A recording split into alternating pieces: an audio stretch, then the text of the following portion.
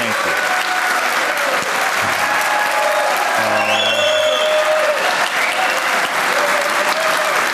Thank you. Wow. Welcome to the Mike Lazaridis Theatre of Ideas here at Perimeter Institute for Theoretical Physics in Waterloo, Ontario, Canada.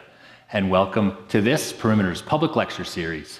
Now, my name is Greg Dick. I'm the Director of Educational Outreach here at Perimeter, and it is a pleasure to welcome everyone here. Those of you here in the studio, who I'm sure everyone online heard, they're wonderful, and those of you watching online, whether on our Perimeter's website or on one of our many science communication colleagues' websites around the globe. Now, the lecture itself will last approximately 1 hour and will be followed by a question and answer session. For those of you watching online, we have Dr. Stephanie Keating and a team of PI researchers behind the keyboards. They're monitoring the Twitter and the Facebook feed. Use hashtag PI Live if you want to join that conversation. And now, one special announcement before I introduce our special guest speaker. The Canadian government supports something called Science Odyssey Week. If you're visiting Canada, anywhere between May 6th and May 15th, we invite you to participate. It's a series of science, technology, engineering, and math events from coast to coast to coast. And if you're interested in participating, please check out the website for more details. And now, it is my pleasure to introduce tonight's very special guest speaker, Dr. Tim Palmer. Dr. Palmer is a Royal Society Research Professor at the University of Oxford and a Professorial Fellow at Jesus College, Oxford. Dr. Palmer was elected a Fellow of the Royal Society in 2011 and made a Commander of the British Empire in 2014. Among many national and international prizes, Dr. Palmer won the Institute of Physics Dirac Prize in 2014 for theoretical and computational physics. Over his career, Dr. Palmer has worked on applications of chaos theory from climate models to quantum physics. And tonight he will be speaking about his research on climate modeling, the emerging concept of inexact supercomputing, and chaos theory. Please join me in welcoming to the stage Dr. Tim Palmer. Thanks very much.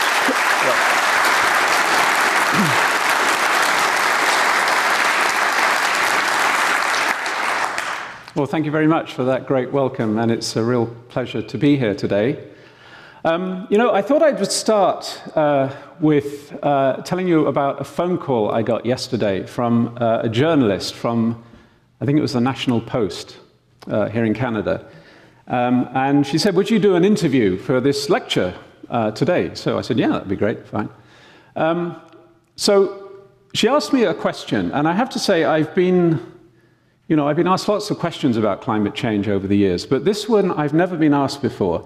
And it kind of threw me back a bit. So it went something like this. She said, you're giving this lecture at the Perimeter Institute for Theoretical Physics. So I go, yeah, this is true. Yeah. The Perimeter Institute is a world-leading organization in theoretical physics. That's true, that's right. She says, well, at the Perimeter Institute for Theoretical Physics, they have lectures on quarks, and they have lectures on cosmology, and they have lectures on string theory. Why would they have a lecture on climate change? So I'm going, that's a good question.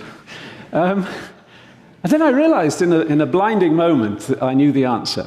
And I realized that the answer actually provides a very good one-line summary of my talk tonight. So I'll give it to you. And the answer is, because climate change is a problem in theoretical physics, as I will hope to describe.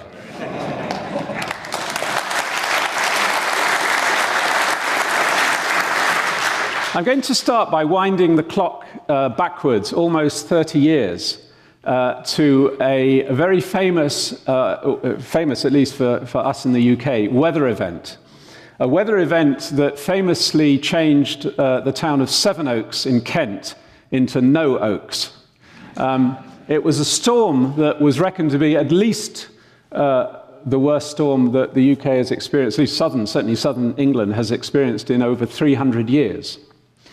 But in terms of weather forecasting, it was actually infamous, because even the night before the storm, the weather forecasters were not giving any indication of anything severe or unexpected. Just a slightly breezy day the next day. So I want to show you two weather maps for, it's actually not, this is not the storm itself. This is the weather map a couple of days before the storm struck. And the two maps, if you look at them superficially, they look very, in fact, they are very similar, but they differ very, very slightly. They differ by the fact that, when we observe the weather from satellites or from surface observations, we never observe things absolutely perfectly. So what I'm going to do now is take a contemporary weather forecast model and take these two weather maps corresponding to two plausible initial conditions just a couple of days before the storm hit, and run them forward in time with the computer model. So here we go. So they started off looking pretty similar, and they're sort of still somewhat looking similar. But now we head up into the morning when the storm broke. And you can see, you don't really have to know too much about weather, but when you get, these are surface pressure isobars, and when you get lots of isobars stuck together, then you know there's something serious is happening. And you can see the lower one has produced this vortex, which is about to track across southern England. And if I was to show you the winds associated with that, particularly on the southern edge, they would be close to hurricane force, which is actually what happened. Whereas the top one you see really shows nothing of any kind of severe weather. In fact, if one was a weather forecaster and looked at that map, you'd actually be predicting quite a nice day ahead. And unfortunately for these weather forecasters, it was the top maps that were produced at the time by the British Met Office, whereas if only the butterflies had flapped, if you like, at that initial time, they would all be heroes. And instead, they were castigated for being incompetent. I have to say, actually, these things are never quite as bad as they seem, because the head of the Met Office made a great pitch to government that they needed much bigger computers to do better work. So, bad forecasts are not always that. Anyway, what we're looking at here is a phenomenon called chaos, and it was actually discovered by the mathematical physicist Poincaré some years ago, but really made very concrete by the meteorologist Ed Lorenz from MIT, whose picture is there. And Ed Lorenz came up with these three equations. Now, you don't have to know what these equations are, but these are very simple differential equations. They're mathematically very simple differential equations. And in fact, these days, when you run your computer in screensaver mode, you often see them produce sort of maps of these equations, because they're so, by modern day standards, so easy to solve. But anyway, what they show, and I'll show this animation now, of solutions of that set of equations, again, with two almost but not quite identical starting conditions. And you see that they track together almost perfectly for a while, but then diverge.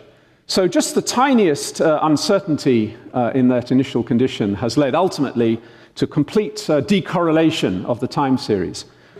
And this is pretty much what was happening in this severe storm in October '87. The atmosphere was actually incredibly unstable to tiny fluctuations.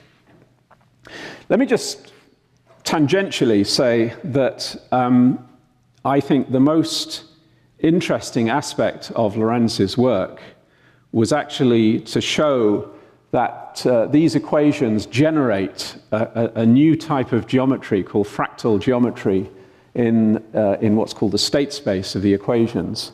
And if I was giving a different lecture, I would tell you that Lorenz's equations made a bridge between the mathematics of Newton. Isaac Newton, who with Leibniz basically discovered the calculus, he would have actually understood very well what those equations were saying. But he would have had no concept at all about the geometric properties that these equations produce.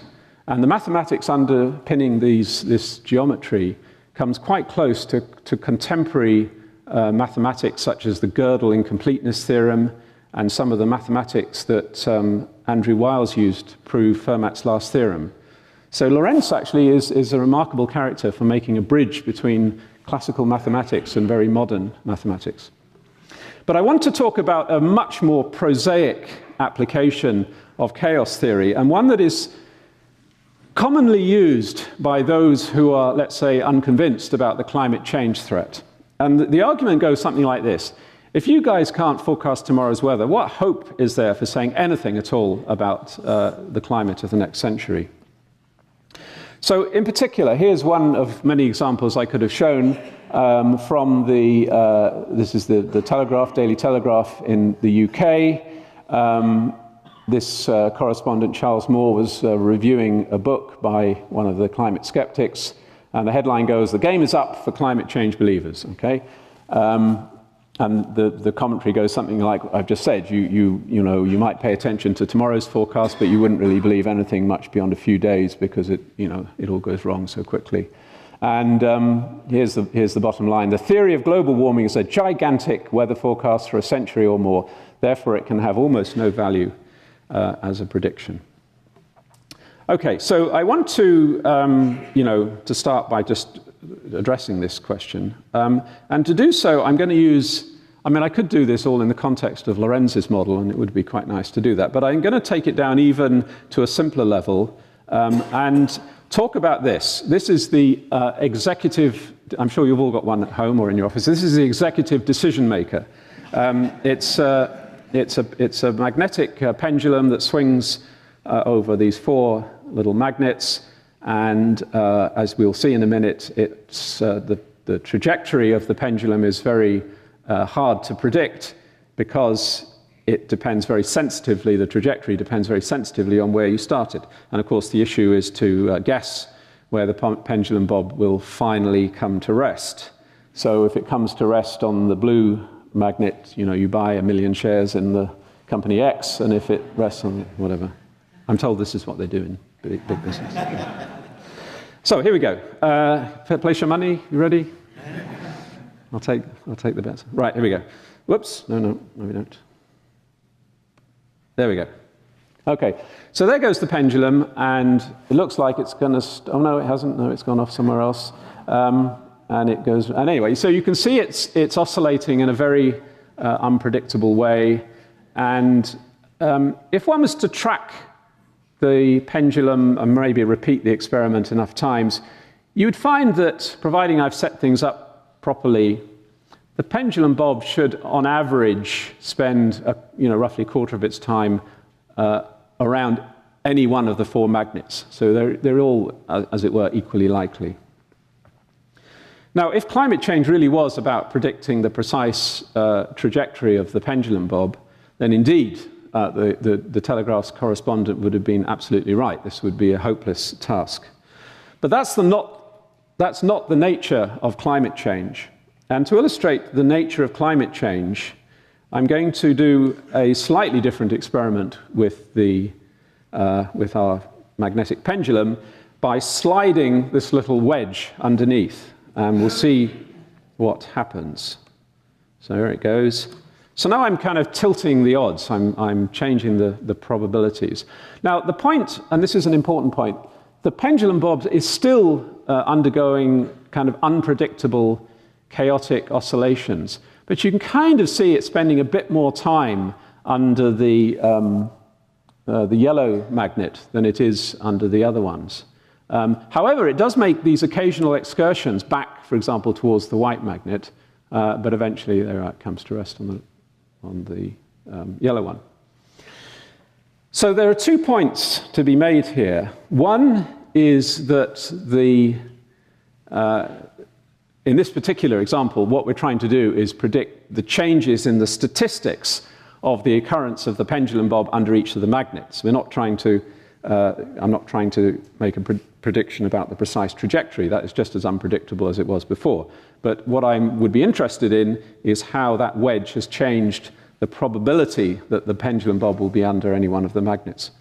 And basically, this is the problem in climate change. The wedge is, as it were, our emissions of greenhouse gases and carbon dioxide in particular into the atmosphere. And the problem is to know how does that change the statistics of weather patterns. What weather patterns become more likely, which ones become less likely, and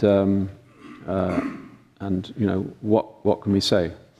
But there's also a second point to make, which is that as the wedge, as it were, slides under the under the pendulum, the system doesn't just respond in a completely kind of predictable or steady way. It's not in proportion to how the wedge is slid under. As we slide the wedge under, the pendulum is still oscillating in an unpredictable way. And even though we slid the wedge under, it occasionally does make those excursions back towards, say, the white magnet, which you could think, let's say, in this picture of climate, the white magnet could be the rather cold weather states, and the yellow maybe the warm ones, and maybe the red and blue are dry and wet or something. It doesn't really matter. But the point is there isn't a simple kind of one-to-one relationship between how the system responds as the wedge is slid underneath.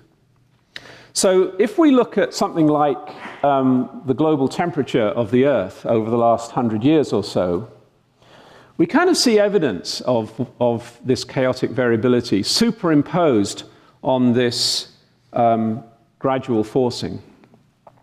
So this is data from the 19th century, pretty much up until the present day. And you can see, there are periods in the 1940s to the 1950s where the temperature actually decreased systematically. But perhaps more relevant still to the present day is that you probably recall in the sort of late 1990s through into the 2000s, a lot of people were saying, well, this global warming stuff's been overdone. The global temperature has hardly been changing. Nothing much is happening. I mean, it's clearly been overhyped. And us scientists were kind of, a little bit frustrated about this because, like the pendulum bob, we expect periods where it could even fluctuate back towards colder conditions. We can only say something concrete by taking a long enough time average, by averaging out these chaotic fluctuations.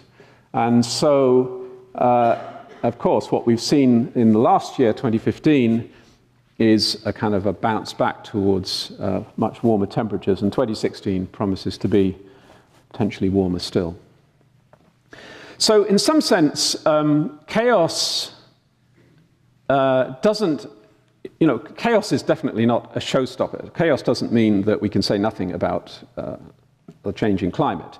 But chaos does make us perhaps be cautious about expecting, as the carbon dioxide content of the atmosphere increases, for global temperatures to be rising completely in step. This would be an overly simplistic expectation, given this underpinning nonlinear chaotic structure that occurs in the atmosphere. So in some sense, chaos is not the primary reason why there is uncertainty, and as I'll talk about now, there is uncertainty in climate change, about climate change, but it's not really fundamentally coming from the fact that the climate system is chaotic. The real uncertainty, and the question, I said key question, I mean it's literally the trillion-dollar question that we can't easily answer, is how big that wedge is that we're sliding under the magnetic pendulum. And just to be, just to sort of make this point a bit more clearly, if the problem of climate change was merely about how the atmospheric temperature, for example, responds to an increase in carbon dioxide, the changing radiative properties of carbon dioxide, which, well, just to summarize, being a greenhouse gas, is largely transparent to incoming visible and ultraviolet radiation from the sun, but largely opaque to outgoing infrared radiation, which is emitted by the Earth. If that was the only issue, then it would be a relatively simple calculation and one could be fairly certain about what to expect. However, there are many, at least potential amplifiers to do with the internal components of the climate system, which can potentially make climate change a lot worse, and in some cases could actually ameliorate, as I'll talk about in a minute, climate change. Perhaps the most important is water vapor. So I'm just going to briefly run through some of these so-called amplifiers. Water vapor is the gaseous form of water. So on a clear blue sky day, sort of day you get in Canada, I guess, a lot, and a day we all rush outside and take our clothes off in England because we don't see see them that often. But even on such a day, there is plenty of water vapor in the atmosphere. And as the Irish physicist John Tyndall discovered back in the 19th century, in fact, water vapor is probably the single most important greenhouse gas in the atmosphere. So water vapor also has this property of being largely transparent to incoming solar radiation, which is why we see the sun very clearly, but largely opaque to outgoing infrared radiation. So water vapor acts as a blanket, trapping heat. Now, if you warm the atmosphere from additional amounts of carbon dioxide, that warmer air can hold more water in this gaseous form. And so that additional water vapor acts to amplify the amount of the direct warming from enhanced carbon dioxide. That, in a way, is a fairly straightforward amplifier, and I think one that most climate physicists feel reasonably confident about. Clouds I'll come on to in a minute, because clouds are the really big problem. Ice albedo, well, again, you're probably familiar with this idea that, for example, as the Arctic starts to melt, it exposes this dark water which previously was covered in ice. So ice, being high albedo, high reflectance, reflects the sunlight back to space. The darker water absorbs the sunlight, and therefore that sunlight is now acting to warm the climate system, whereas previously, by being reflected back to space, it was not doing anything. So again, ice is a potential amplifier. Things like methane you've probably heard about, potential melting of permafrost can release methane. Methane, again, is a very powerful greenhouse gas. It has this, it's not as long-lived as carbon dioxide, so people argue about precisely what its impact will be, but certainly methane is an amplifier. And what's called the carbon cycle. This is the idea, for example, that as the oceans start to warm, they will be able to absorb less carbon dioxide than they currently do, and that will then tend to increase the amount of carbon dioxide that's left in the atmosphere. So again, that's a potential amplifier. I've left clouds till last, because clouds are probably, I would say, the single most important and least well understood aspect of climate change. Because clouds can act in two different ways. You're probably familiar with high-level cirrus clouds, sort of icy clouds very high up in the atmosphere. These are a bit like water vapor in that they can trap heat. You often, I don't know, I mean, certainly in the UK, on an evening where the sky is clear and everything's set for a frost, and then you get this thin layer of cirrus coming over, and sort of, you can still see the stars and stuff through the cirrus, but you can tell it's slightly obscured by cirrus. Then on those situations, one often doesn't get any frost, in fact. So the cirrus acts as a bit of a blanket. And in that sense, cirrus acts as an increase in cirrus-level cloud from climate change will act to amplify, again, the warming. On the other hand, low-level, the thicker sort of stratus cloud that sort of hangs down at a much lower level in the atmosphere tends to have the opposite effect. It reflects sunlight back to space, and the sunlight is therefore not absorbed at the surface. So clouds are complicated. If the overall level of stratus cloud decreases, or the overall level of cirrus cloud was to increase, that would act as a positive amplifier of climate change. If the cirrus was to decrease and the stratus was to increase, that would actually act as a negative, sort of an ameliorating factor. I have to say most of the models, and we'll talk about models in a minute, unfortunately are suggesting clouds will be more of an amplifier than an ameliorator. But I have to say the error bars are enormous, and this is perhaps one of the biggest areas of uncertainty, and something I want to discuss a bit more later on in the talk. So let's actually just talk a bit more about the real world. So here's an animation of the real world from space, looking at it from satellite. In fact, we're actually looking at infrared radiation from water vapor. So that the light colors actually show the blanketing effect of water vapor. And we can see kind of superimposed on that the chaotic, sort of quasi-turbulent nature of the atmospheric circulation. All those swirls and things are essentially the low pressure systems like the famous October '87 storm that track around the northern and southern hemisphere. Those storms, incidentally, serve the purpose of transporting heat from the tropics to the poles. They're part of the thermodynamic engine of the atmosphere, where the heat that's built up in the tropics is spread northwards and dissipated. It's a very efficient way of transporting heat. Okay. So now I'm going to show you another animation from space, but now we're actually looking in the visible. So we're now looking at clouds, and we're looking in particular at the tropical Western Pacific. This is actually a region where the sea temperatures are warmest in the world, and where a lot of the moisture in the atmosphere originates from evaporation from the sea temperature, from the sea surface there.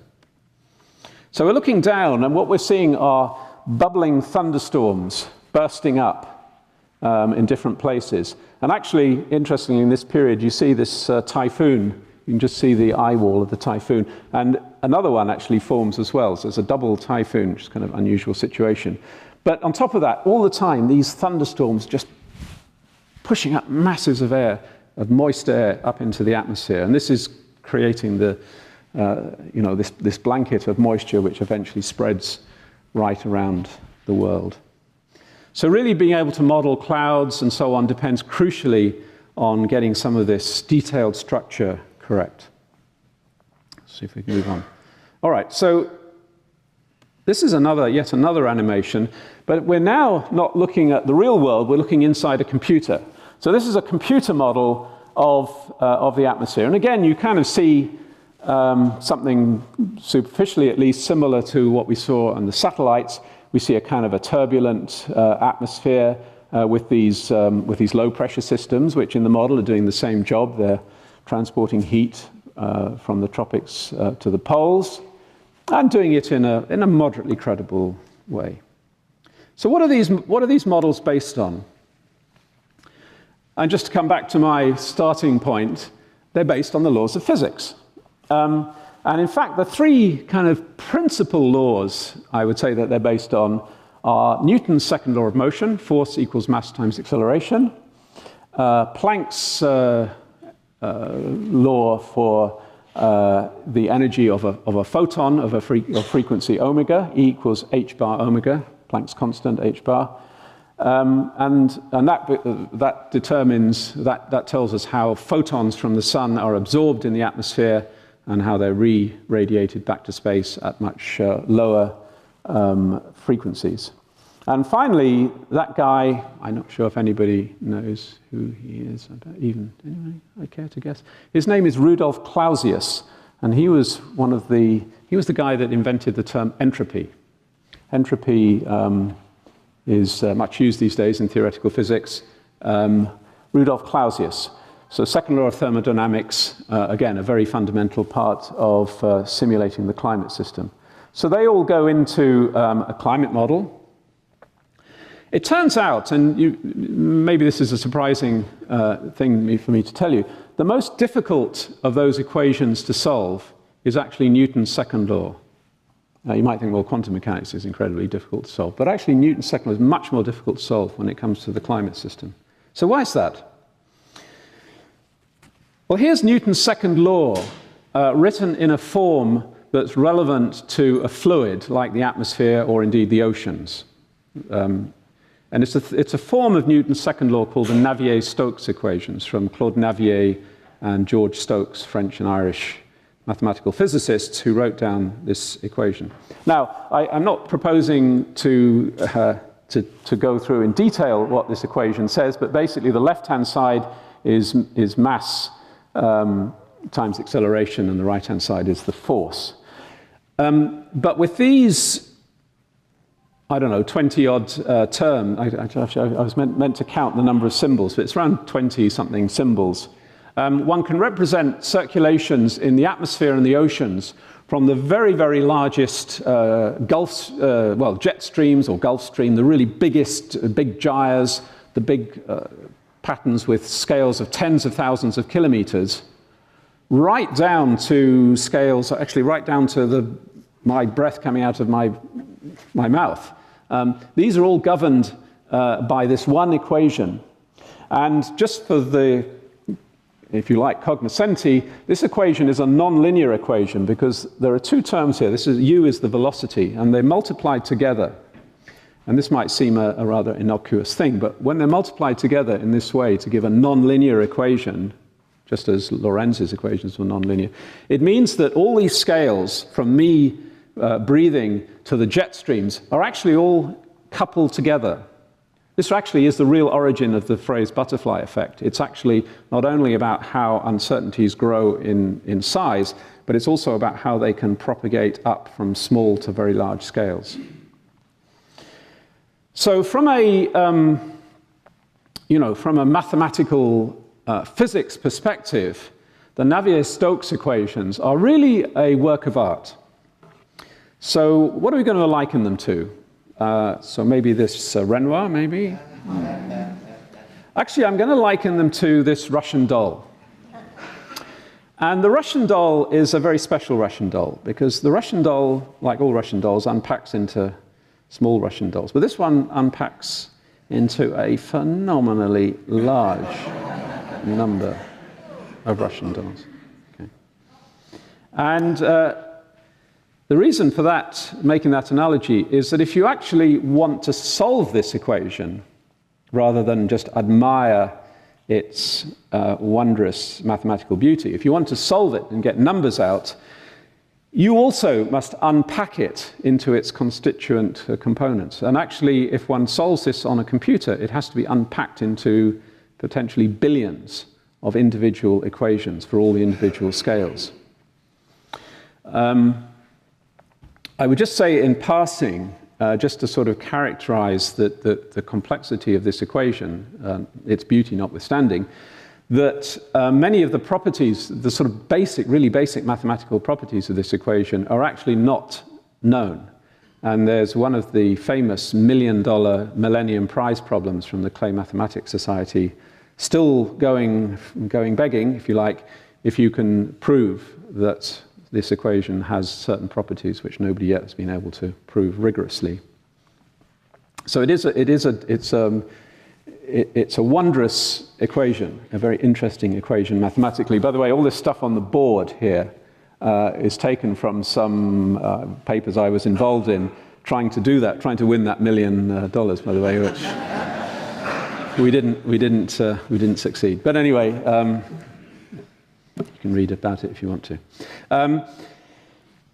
Anyway, but if you want to solve this on a computer, this is what you have to do. It's unpacking the Russian dolls. The problem is that even the biggest computers in the world are just not big enough to represent all those scales from tens of thousands of kilometers right down to essentially the scale at which energy is dissipated by molecular viscosity. So what do? Well, we basically have to start chopping away Russian dolls. So here we are, we're chucking them away, chucking all the small ones away. And what we end up with is a model, and this would be a typical model that is used, for example, by the Intergovernmental Panel on Climate Change, about which I'll say something in a few seconds, where you've retained scales from these very largest scales of tens of thousands of kilometers down to around 100 or so kilometers. Now, what that means is that the equations can actually describe quite well these weather systems which are transporting the heat north from tropics to the poles in the northern and southern hemispheres, because those have scales of 1,000 kilometers or so. But those thunderstorm clouds that were bubbling away in the tropical western Pacific and transporting heat and moisture and so on vertically are occurring on scales that are too small to be represented by the equation, in the computer, because the computer is just not big enough. Nevertheless, because these play such an important role in the climate system, we have to do something about representing them. And they're represented by, well, I'm using this, I use this with a little bit of trepidation because I'm sort of insulting some of my colleagues that spend their whole lives designing these things, which are called subgrid parameterizations. But they're really very, very simplified formulae And they're really quite crude compared to the wondrous Russian dolls. But there are kind of crude ways of trying to represent these cloud systems. Something has to be done, but they're not being represented by the proper laws of physics. And in a way, this is the real reason why there's uncertainty about future climate. It's not so much to do with chaos, it's that we can't solve these Navier-Stokes equations sufficiently accurately to represent all of the important processes that go into climate and determine climate. So let's have a look at, again, we're inside a computer model, now looking down at the tropical Western Pacific. So let's have a look at what that looks like. And you can kind of see it looks more granular. It looks like a pointilliste painting rather than the real thing. I mean, it has this kind of a stab, actually, at these cyclones. But they're actually, to be perfectly honest, they're rather pale imitations of the real thing. And you kind of have this sense that, okay, it looks something like the real world, but it's not really the real world. All right, so what can we do about this? How do we represent the information from a climate model to government or to some maybe user group that needs to maybe know how to adapt to future climate change? I want to just come back, to answer that question, I want to come back to the October storm and describe how we deal with situations like this today in a modern weather forecasting center such as the Canadian Meteorological Service. So this is what would go on in the Canadian Meteorological Service every day. And instead of running a single forecast, what we do these days is run what's called an ensemble of forecasts. We run 50 or maybe 100 forecasts with models varying, for a weather forecast, principally varying the initial conditions very, very slightly. And on many occasions, the atmosphere actually isn't that chaotic, and the 100 forecasts will actually agree with each other pretty well. And then the forecaster can go on the TV and express some reasonable amount of confidence in what's going to happen. But on this occasion, when we applied this technique retrospectively to the October '87 storm, and we're just looking 2 days ahead, it shows this phenomenal divergence in solutions. It illustrates how unbelievably chaotic the atmosphere was on that particular occasion. Now, what you can do is you can count up the number of these individual forecasts which had hurricane force winds tracking across the southern UK. It turns out it's roughly 30%. So in a modern day, in a modern day numerical forecasting office, if a situation like the October '87 storm happened again, what they would be able to say, they would still not be sure that it was happened, but they would be able to say there is a risk, there is a quantifiable risk of around 30% that we will see these types of hurricanes. Now, 30%, if you remember the, where's it from? My Fair Lady? If you remember the saying in Herefordshire, I'm going to get this right, Herefordshire, Hertfordshire, and Hampshire, hurricanes hardly ever happen. Did I get that right? If you just take that as your baseline, 30% is actually quite a large number. The chance of a 30% chance of a hurricane happening is actually extremely large compared to the sort of a priori probability. So at the very least, if you had spent your retirement fund to buy yourself a nice brand new Lamborghini, you might be well advised, even though it's only 30% probability, you might be well advised to move it away from the oak tree outside your front door. And really, in climate change, it's very similar. What we do these days is run, models, but we vary particularly these unresolved representations, because we don't know how to resolve them. We don't know how to represent them precisely. In fact, there is no way to represent them precisely. In fact, in my own personal research, in my group, we're doing quite a lot of work to use ideas in random numbers, what's called stochastic mathematics, to actually represent the inherent uncertainty in these subgrid cloud and other types of processes. So the Intergovernmental Panel on Climate Change then collects together data from all around the world of these different models with these different subgrid parameterizations and comes up with graphs like this. So these are kind of probability projections, if you like, about how global temperature will change. Here, if we just continue with business as usual, emitting CO2 at the same rate as we're doing now, and here where we managed to get global agreement to substantially cut carbon emissions. This red, for example, is a kind of this is not the maximum and minimum, but it's the kind of likely range of values. So by 2100, temperatures are somewhere above 2 degrees up to almost 5 degrees. Now, I don't know whether you're used to these numbers or not. It's a little bit, 2 degrees, 3 degrees, 4 degrees, it doesn't carry much information. But suffice it to say that if temperatures rose by 5 degrees by 2100, this would be, this may sound rather alarmist, but this would pose a real existential threat to large parts of humanity, frankly. Large parts of the world which will get hot and humid, it will be hard for human beings to actually physically survive in the outdoors. So we're looking at catastrophe at one end, but we're looking at something which is probably manageable with some adaptation at the other end. And the problem is we don't know which of the route we're going in. I should just make one small point here. People often misinterpret this diagram as assuming that temperatures will rise in a very sort of uniform and steady way. This probability distribution hides the fact that individual trajectories kind of oscillate around in this chaotic way that I talked about before. So you shouldn't interpret this as meaning like this is the most likely median. You shouldn't interpret that the atmosphere will warm, in this very uniform way. This is just the result of statistical processing. So this has come out of this 2013 what's called Fifth Assessment Report from the Intergovernmental Panel on Climate Change. Intergovernmental Panel on Climate Change is really just a group of scientists who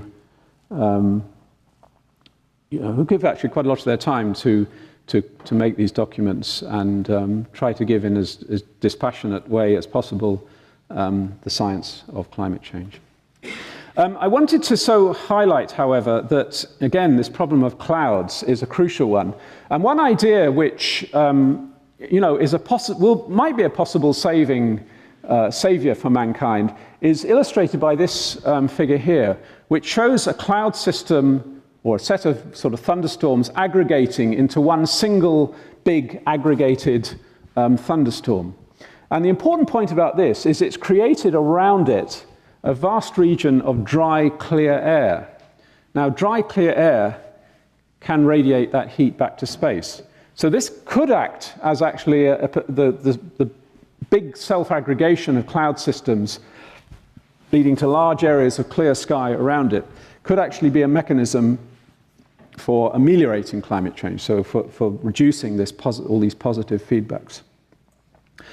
But in a way, we can't, it's kind of frustrating that we don't know the answer, and we sort of have to understand this better. The Paris Accord last year was in one sense a wonderful thing because 190 odd countries signed up to, they acknowledged the threat of climate change. But there's been a kind of a slightly maybe unexpected and less desirable consequence, which is that there is a kind of, I kind of sense from a lot of governments now that they kind of feel, well, okay, well, we've done the science of climate change. We now just kind of move on to energy and adaptation and so on. And yet, as a physical scientist, I'm incredibly frustrated that we still have a very fuzzy picture on what our future holds for us. And as I say, the fate of humanity does depend very much on how clouds respond to our emissions of CO2. And we really do have to understand this problem better. So how can we do this? Well, in some sense, what we have to do is get these cloud systems to be represented by the Russian dolls. By the way, just for the cognoscenti in the audience, what I call a Russian doll is a spherical harmonic coefficient. So spherical harmonics are ways of they're kind of wave patterns which you can project these equations onto. So we have these sets of waves, spherical harmonics. So I'm being quite, in a way, precise when I talk about Russian dolls, just in case you thought I wasn't. So the question is, how do we get down to this scale where we can get down to maybe 100 meters, which would give us a very good representation of these thunderstorm clouds? How do we get there? Well, the answer is, computers, eh? Who'd have them? Don't send, no? Sorry.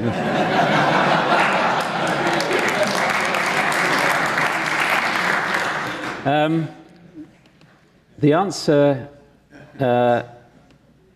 is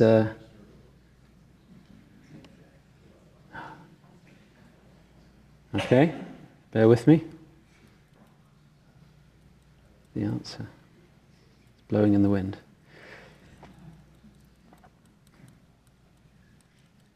Gosh, did I really talk about all this? Here we go.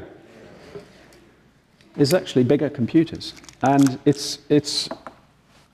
I was encouraged last year that Obama has actually created a new initiative to accelerate supercomputing capability to move us into, in the early 2020s, the so-called exaflop era. So I just want to finish the talk, so maybe take the next 10 minutes, just talk a little bit about some of the slightly more technical side about supercomputing, because this goes into this is part and parcel of the research that is needed to improve our understanding. You know, climate change is not like a laboratory. We can't just go into a lab and do an experiment which will tell us what climate change is going to be like.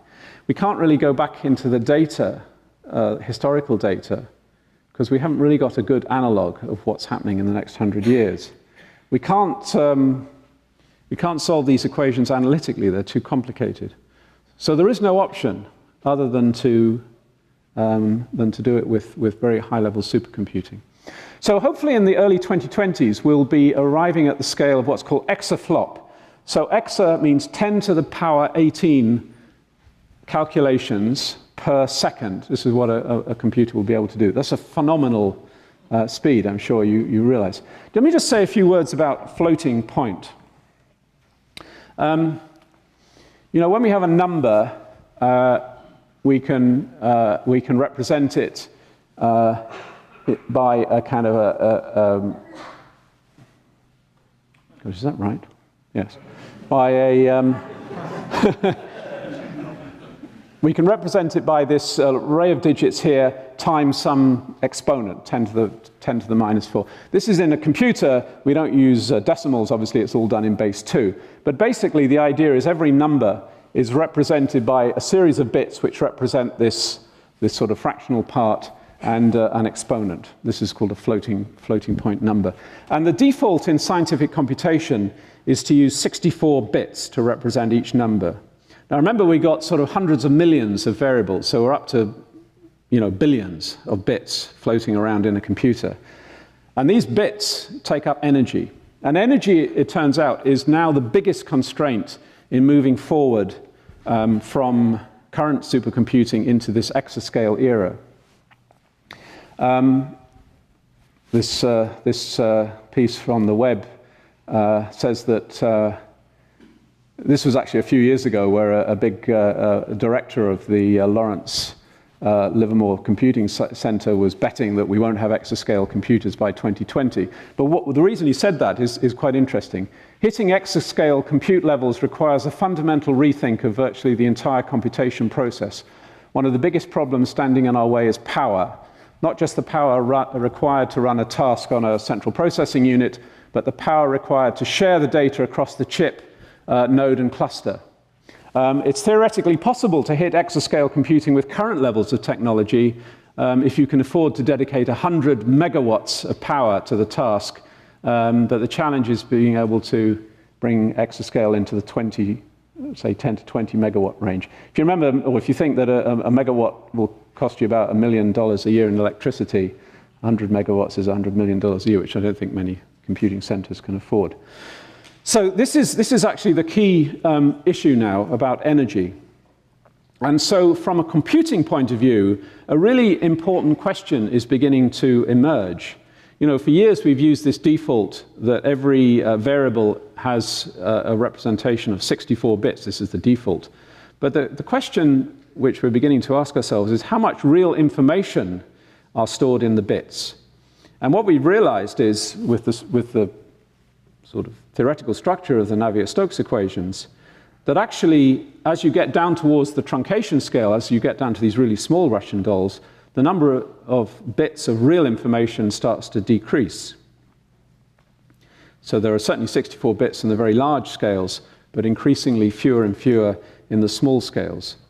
So the question is, can we exploit that theoretical fact to make our computers and the computer models more efficient? This is leading me on to this topic of imprecise computing, which is the last part of my talk. So the idea is this, that if we think there are fewer and fewer bits of real information as these Russian dolls get smaller, then maybe if we represent the smaller dolls, the smaller spherical harmonics, which actually dominate the overall computational load, in some less than perfect way, using relatively small numbers of bits, the savings, the energy savings, would actually then allow us to represent more of the dolls. So this is a way to increase the actual resolution of the model. So there's a slightly kind of oxymoronic phrase here, which is that if you actually reduce the precision at which you represent these dolls, you can actually increase the accuracy of the model, because it allows you to use that energy resource to probe more into the smaller and smaller scales, and ultimately into these cloud scales, which are so important. So last year I wrote a paper in Nature sort of extolling this kind of concept that we should move away from computers which are, you know, traditionally following Turing and others. We think of a computer as something which gives a very precise and exact answer to a computation. But if this is costing us a massive energy overhead, it may be better to trade a relatively small number of precise computations for a potentially much larger number of somewhat imprecise computations. So I was promoting this concept of what I call energy-efficient heterogeneous architecture. Small numbers of very energy-intensive, high-precision processors, large numbers of low energy, low precision, and potentially non-deterministic processes. Just that last point about non-determinism, I'll skip over that to come back. On this point about non-determinism, there's a very interesting concept has been developed by a colleague of mine, Krishna Palem, at Rice University in Texas, where he has, this was actually originally thought of as a potential application in a mobile telephone doing kind of video processing, where you turn the voltage down across the transistors such that the transistors are no longer completely reliable on-off gates, and you get occasional errors creeping in. But for a lot of these, for example, video processing applications, it's hardly noticeable. So this is a type of chip which actually has this type of stochasticity, randomness in it, but you can run it at considerably lower levels of voltage and therefore use considerably less amounts of energy. And I mentioned to you that in these parameterizations which we're developing, we're actually building in this notion of randomness to represent the inherent uncertainty in the subgrid formulae. So this is a very nice potential application for a technology which would fit very harmoniously with this underlying mathematics. I'm just going to just slightly deviate from the topic of climate change for a second by asking whether there are any precedents for energy-efficient, imprecise computing. And I would argue yes, it's actually us. And there's an interesting sort of paradox, I suppose, about us humans. We have 100 billion neurons in our heads, we have a signal processing capability of something in the exaflop range, and yet we can do what we can do, not with 20 megawatts, but with 20 watts. There's a factor of a million. So how does the human brain do what it does with such an incredibly small amount of energy? And when you talk to neuroscientists, you realize that many of these 100 billion neurons in the brain are actually at microscopic scales. They're right down at molecular scales. The axons which propagate signals, electrical signals, in the neurons, have diameters of just a tenth or so of a micron. And they're amplified by so-called protein transistors whose voltages are associated with ionic channels of just a few molecules. So for sure, we are subject to noise, just as Krishna Palem's imprecise chips are subject to noise.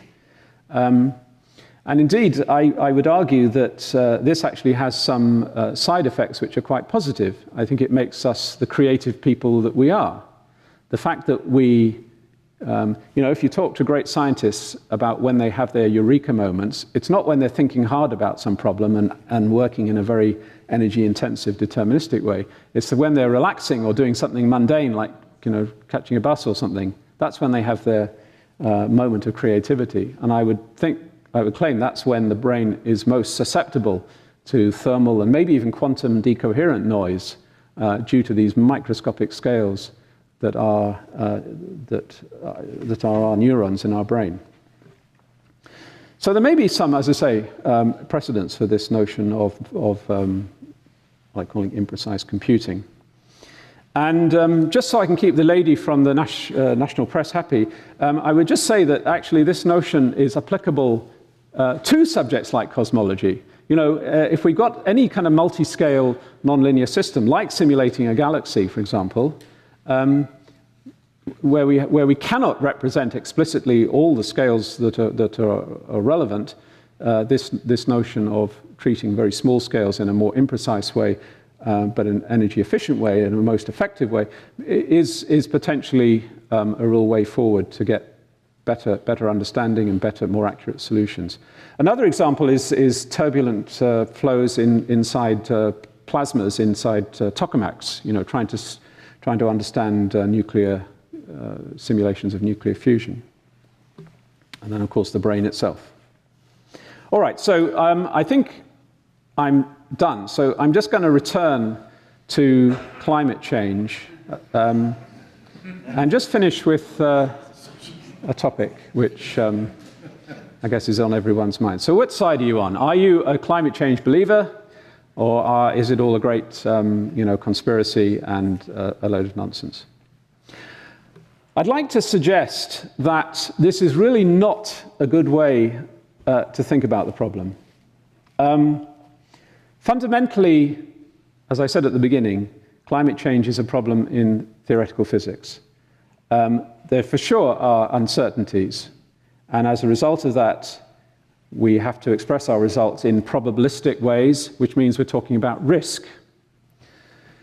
So the fundamental question is not whether you believe or don't believe, it's whether you think these estimated risks of dangerous climate change are large enough that it's worth taking some sort of mitigating action, i.e. cutting our emissions of carbon dioxide.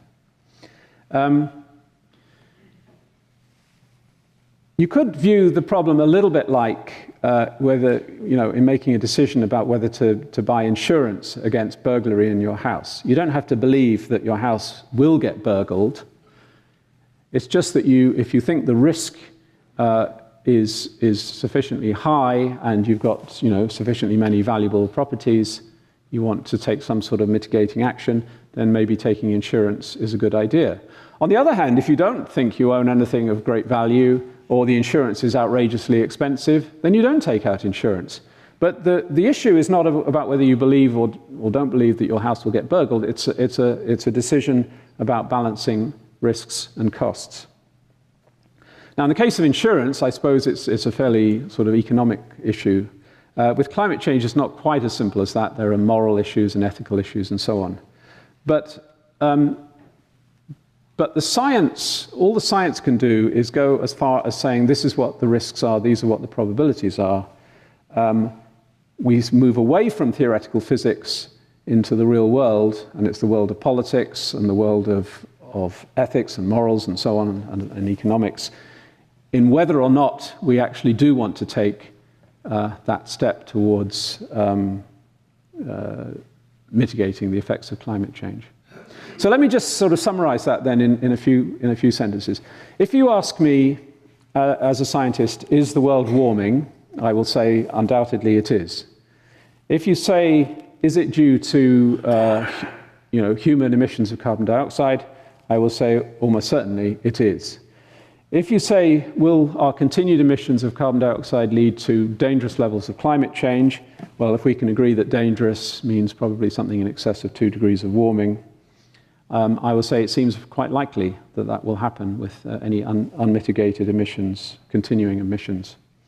If you ask me, will cutting our emissions reduce the risk of these dangerous levels of climate change happening? I will say yes. That seems to be quite a robust aspect of the science. But if you ask me, should we therefore cut our emissions of greenhouse gases? I will say, well, that actually is not a question that science can dispassionately answer. It involves disciplines which physical scientists are not necessarily expert in.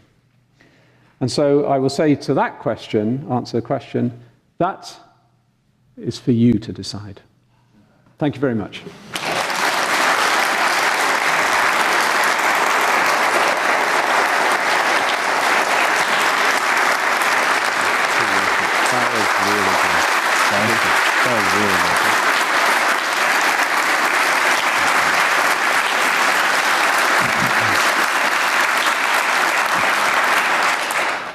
All right, I'll open the floor now to questions. In studio, if you have a question, make your way to the microphone and we can form a queue behind the microphone.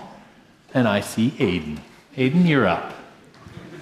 You can go up there too. So, you know how you can take an image and represent it as a group of tons of pixels. So, couldn't you make a simulation of the environment by having somewhat connected pixel, like you're doing it on the small level and then making them connect so that you don't have to do all of your calculations as many times? Um, And can I add something? Because you mentioned fractals, I'm pretty sure. And I know that clouds behave like fractals, so wouldn't the pixelate idea work? Well, you have to come and work in my group. That sounds like a great idea. As I say, we're sort of ultimately, what determines how to solve this problem is not the pixels as such, it's these underlying equations. And we have, maybe somebody will come up with some new idea about how to solve these equations. Maybe one day quantum computers will find a way to solve these equations in ways in which our conventional supercomputers can't. So it's kind of difficult to, these are things that are hard to predict. But the nature of Newton's laws of motion just make this a very, very complex problem. And it's basically because all these, if you like to call them pixels, these scales are interacting with each other.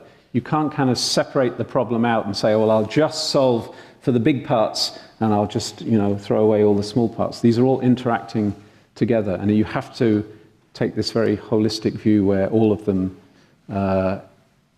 interact together. I actually mentioned that, like, the pixels are connected, so you're doing quite small scales, and then you're letting them sort of mingle up, like they're connected. Right. So that you don't have to do it and like also run the big scales and sort of intermix the two things? Well, you know, there's a whole field, a discipline called numerical analysis, where people try to decide what is the most effective way to try to solve these equations. And there are many, many different ideas, many different approaches to solving these equations. And maybe your idea will work out one day. Who knows? Keep at it. Thank you, Aidan. Let's go to the online questions. So I have a question here. It says, how much does human activity affect the formation of cloud types from high absorbing to low and reflective, and the amount of water vapor in the atmosphere? Yeah, I mean, you know, the thing about water vapor, I would say the answer is relatively a small amount. I mean, the water vapor, you know, comes basically from evaporation in the oceans, and the oceans cover most of the Earth. So our direct emissions of water have a small effect, but they're really insignificant compared to the natural source, which is the world's oceans. So they dominate matters. But of course, what we're doing indirectly, what we're doing indirectly through our emissions of carbon dioxide is increasing that evaporation of water from the ocean. So we have an indirect effect, a big indirect effect on water vapor, but the direct effect is less big. I mean, people sometimes worry about contrails from jet planes and whether they can have an effect. I'm not convinced that's a strong effect. One other thing to say with jet contrails is, this is quite an important point, is they're very transient and temporary. You know, if we ground all the jets, you know, the contrails go immediately. Carbon dioxide in the atmosphere, on the other hand, is a very, very, very long-lived species. Once we stick a molecule of carbon dioxide in the atmosphere, it'll be there for hundreds or thousands of years. So these are different types of problems. Thank you. Let's go in studio here. I think you may have already answered my question. I was going to tip the mic. Yeah, there we go. You may have already answered my question. I was going to ask if anybody's figured out how to use quantum computers for this particular problem. I think the answer at the moment is no. Although I had a very interesting email just a couple of days ago about somebody who works in quantum computers that was very excited about this idea of imprecise computing, and there may be some synergies there. You know, at the moment, the range of algorithms that are genuinely faster on a quantum computer are somewhat limited, and as far as I'm aware, they don't yet extend to solving equations like Navier-Stokes. But again, it's like the other question. It's hard to make a definitive answer about this because all it requires is some piece of ingenuity to realize a kind of an algorithmic approach to something like Navier-Stokes that could be applied to a quantum computer. So as yet, that I don't think exists, but there's no proof that it doesn't exist either. So we have to, people have to work at it, and hopefully one day something good will happen. Thank you very much. Thank you. Let's go in studio again. Thank you very much. Wonderful talk, very clear on the uncertainty involved. I was particularly fascinated about the issue of clouds, and it seems to be very problematic in terms of figuring out what to do. I belong to an organization called 350.org, and 350 is the number of parts per million we used to have. We're now up around 400 and change. But basically, of carbon dioxide in the atmosphere, the aspiration is to get it back down. I don't think that's going to happen. But there are approaches, which I think are probably pseudoscientific, but for example, of introducing vast amounts of particulate matter, the way volcanoes do. I think hydrogen sulfur, not hydrogen, a compound of sulfur has been sulfur dioxide. It sounds dangerous to me in itself, but is a problem figuring out what that would do? Is that it sounds even more complex than your cloud issue? Would you agree? And I'm just wondering if it is in any sense responsible to be considering this. I mean, it's not irresponsible, it is worth considering, but it seems pretty problematic. I agree with you, absolutely. It's extremely problematic. And people often cite, as you say, spraying sulfur dioxide into the stratosphere, which creates these sulfate aerosols. They reflect sunlight back to space, as if that is a complete countermeasure to global warming. But you have to remember that the problem of greenhouse gas emission is a problem to do with trapping of the infrared energy from the surface. And that is not physically the same as reflecting more visible sunlight back to space. Now, where this mismatch will potentially create issues is in trying to understand not so much the direct sort of global temperature, but what happens to the water cycle. What will happen to the monsoons? What will happen to, what will happen to the moisture that feeds the rainforests? It's quite conceivable, for example, that you might end up choking the supply of moisture to the rainforests, which would then stop absorbing carbon dioxide, and you would inadvertently have increased the level of carbon dioxide in the atmosphere completely in the opposite direction. So the potential for unforeseen consequences is enormously high, and I would not really, I'm not a great fan of, it's fine to do the research, but to propose this in any serious way as an alternative to cutting emissions is kind of mad, in my view. I totally agree. Thank you very much. Thank you. I'm going to go with one last question, and I get to pick it because I have the microphone. You dive deep into quantum foundations, and you have your day job as a climate physicist. When did you know that they were both your passion? How did you find your way into this?